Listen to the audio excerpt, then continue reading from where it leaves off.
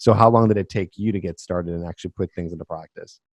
It took at least 6 months, and it didn't really kick off until I decided to move from Cambridge to London. Where I was in Cambridge, everyone that knew me, which wasn't that many people, but I had a few acquaintances and friends, they saw me as kind of the dumb loser, virgin guy that I'd always been. And that that creates, an expectation of failure from everyone else, and you can't really change in their presence like that.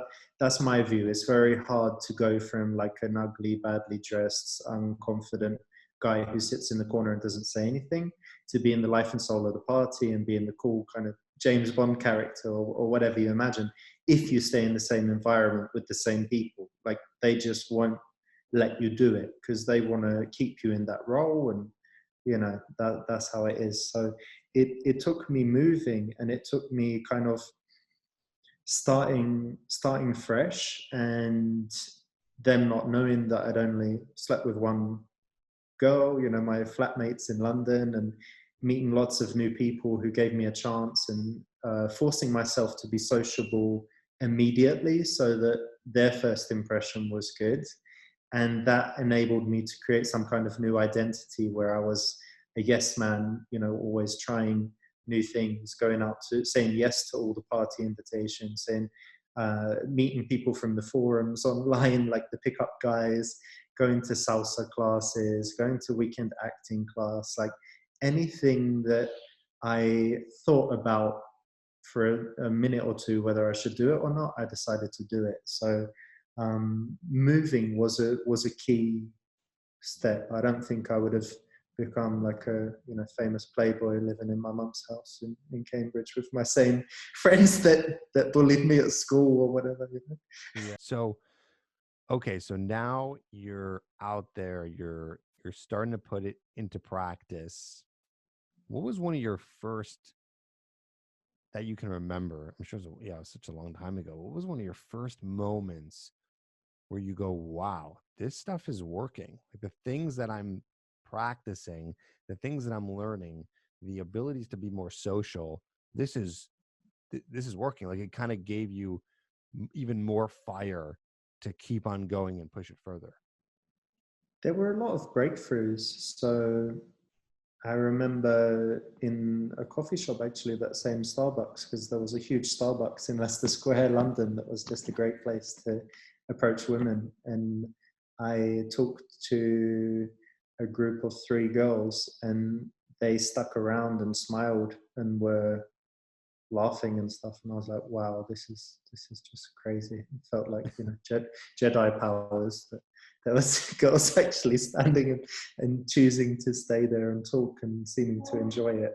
Obviously, like, I just got terrified and made it an excuse to leave. But that was that was like a huge progress moment. And then, like, first everything, like first time kissing a girl that I've just met, first time getting a very pretty girl's number, first time getting compliments, just all of that. So many firsts coming thick and fast.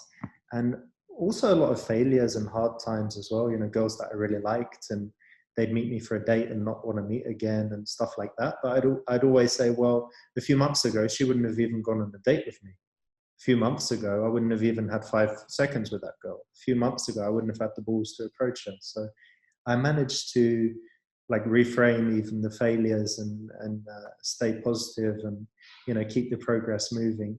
And I wasn't too focused on the end goal. I was focused on just getting better and getting that incremental improvement. And one of the things that I saw, to fast forward on into the future, guys that didn't do as well were just focused on the end goal. Like, they were a virgin, they wanted to get laid, and they were disappointed anytime they went out and didn't get laid. And it's like, dude, you're a virgin. First be happy having a conversation, then be happy getting a number that flakes, then be happy getting, a number that doesn't flake, then be happy getting a kiss. Like, break it down into the steps and reward yourself for each step. And I did that naturally, and I think that's essential for anyone that wants to get better. Yeah, I agree. No, again, another parallel. I was so focused on the journey without even trying, because I Mm, was so excited by the little incremental movements I was making. I would get pumped by that. I mean, yeah, just like, yeah, similar to you, just getting that positive reaction from a girl that I never thought I'd ever talk to, and mm. doing it all sober.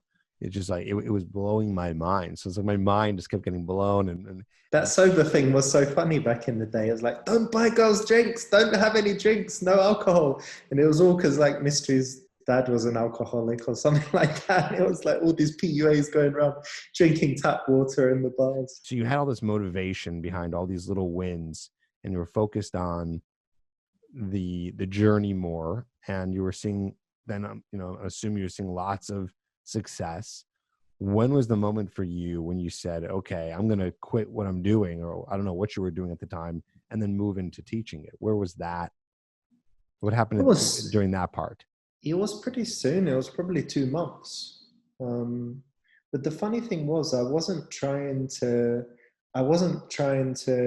become a coach to make loads of money and um, to charge as much as I could. So I was charging like under $30 an hour from the beginning for one-on-one training.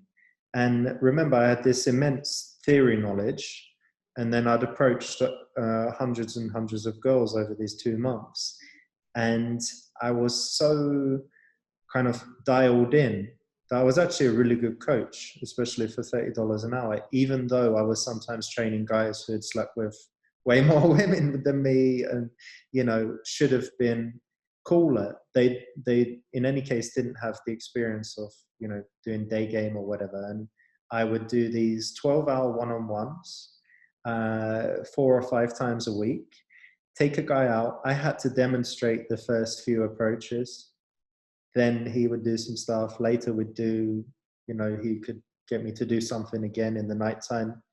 And because of that kind of intensity of focus on performing and on watching a guy and understanding what works and what doesn't work, watching the woman he's talking to and seeing her reactions and, getting um, tuned into that. I just got way better with women as well from coaching. So the that was a big step up. And then in terms of the business, it just scaled as I became kind of more popular, better known, could charge more, started doing the boot camps and different events, wrote the book and all of that stuff. It kind of just went from there. But it definitely didn't start with me thinking this is a great market to make some money.